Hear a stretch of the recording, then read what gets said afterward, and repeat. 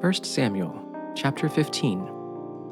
Samuel told Saul, "The Lord sent me to anoint you as king over his people Israel. Now listen to the words of the Lord.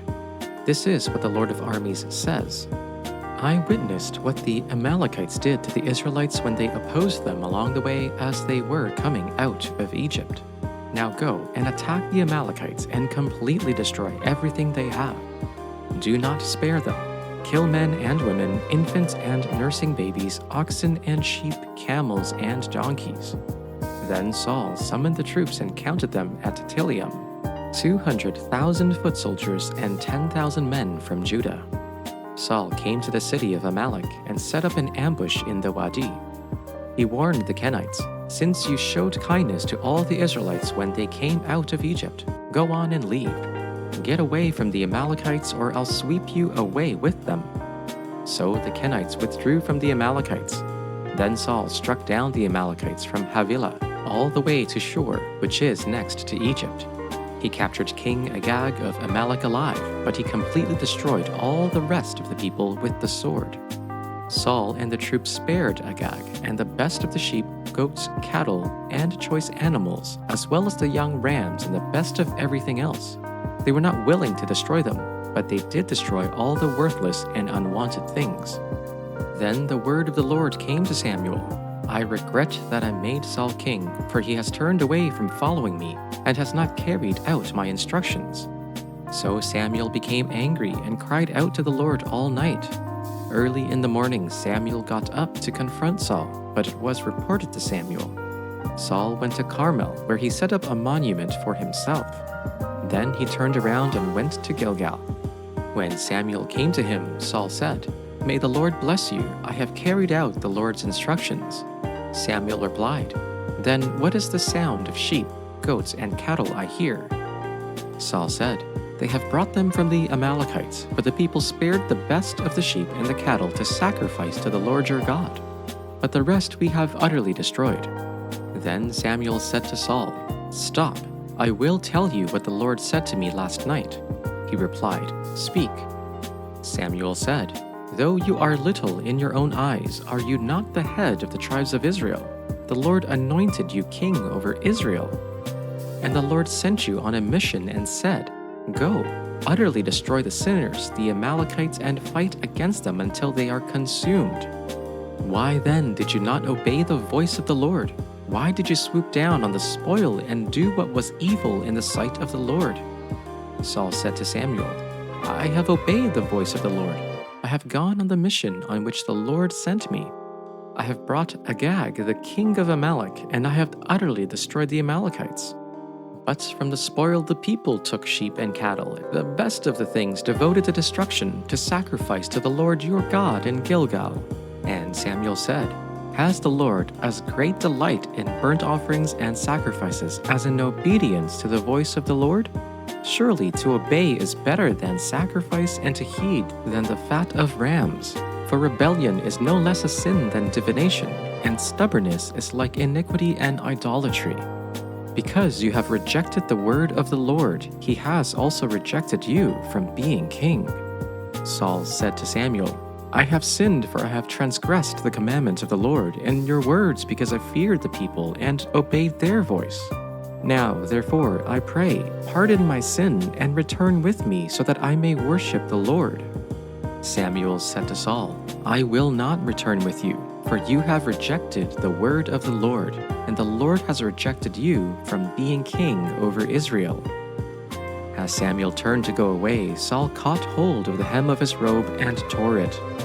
And Samuel said to him, "The Lord has torn the kingdom of Israel from you this very day, and has given it to a neighbor of yours who is better than you. He who is the glory of Israel does not lie or change his mind, for he is not a human being, that he should change his mind." Saul replied, "I have sinned. But please honor me before the elders of my people and before Israel. Come back with me so that I may worship the Lord your God." So Samuel went back with Saul, and Saul worshipped the Lord. Then Samuel said, "Bring me Agag, king of the Amalekites." Agag came to him in chains, and he thought, "Surely the bitterness of death is past."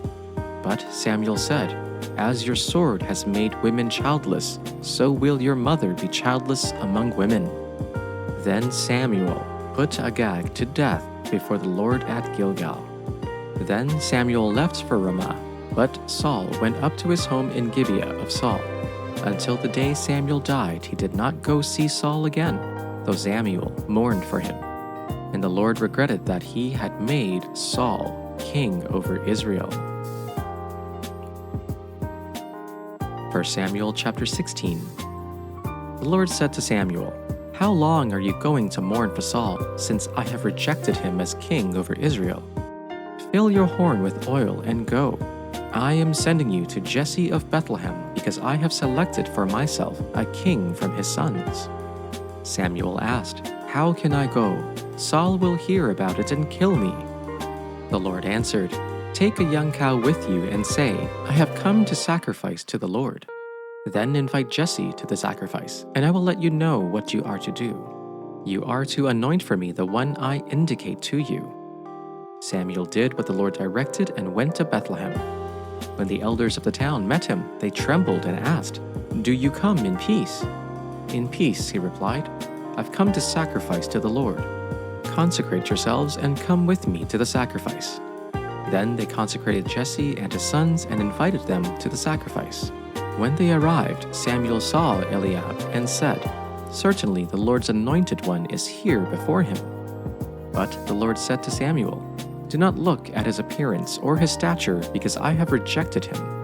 Humans do not see what the Lord sees, for humans see what is visible, but the Lord sees the heart." Jesse called Abinadab and presented him to Samuel. "The Lord hasn't chosen this one either," Samuel said. Then Jesse presented Shammah. But Samuel said, "The Lord hasn't chosen this one either." Jesse made 7 of his sons pass before Samuel, and Samuel said to Jesse, "The Lord has not chosen any of these." Samuel said to Jesse, "Are all your sons here?" And he said, "There remains yet the youngest, but he is keeping the sheep." And Samuel said to Jesse, "Send and bring him, for we will not sit down until he comes here." He sent and brought him in. Now he was ruddy and had beautiful eyes and was handsome. The Lord said, "Rise and anoint him, for this is the one."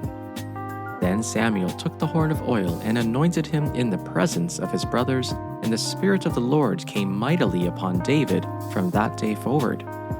Samuel then set out and went to Ramah. Now the Spirit of the Lord departed from Saul, and an evil spirit from the Lord tormented him. And Saul's servant said to him, "See now, an evil spirit from God is tormenting you. Let our Lord now command the servants who attend to you to look for someone who is skillful in playing the lyre. And when the evil spirit from God is upon you, he will play it and you will feel better." So Saul said to his servants, "Provide for me someone who can play well, and bring him to me."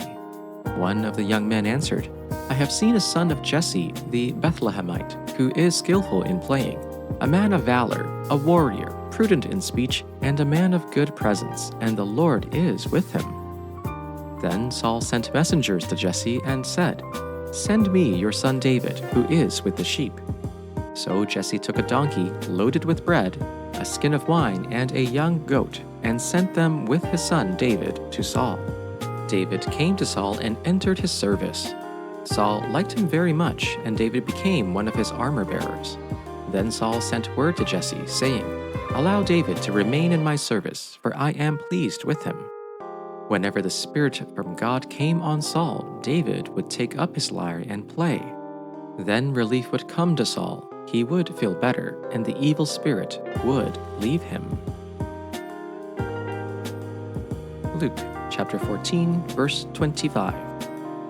Now, large crowds were traveling with him, and he turned and said to them, "Whoever comes to me and does not hate father and mother, wife and children, brothers and sisters, yes, and even life itself, cannot be my disciple.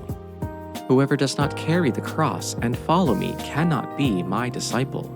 For which of you, intending to build a tower, does not first sit down and estimate the cost to see whether he has enough to complete it?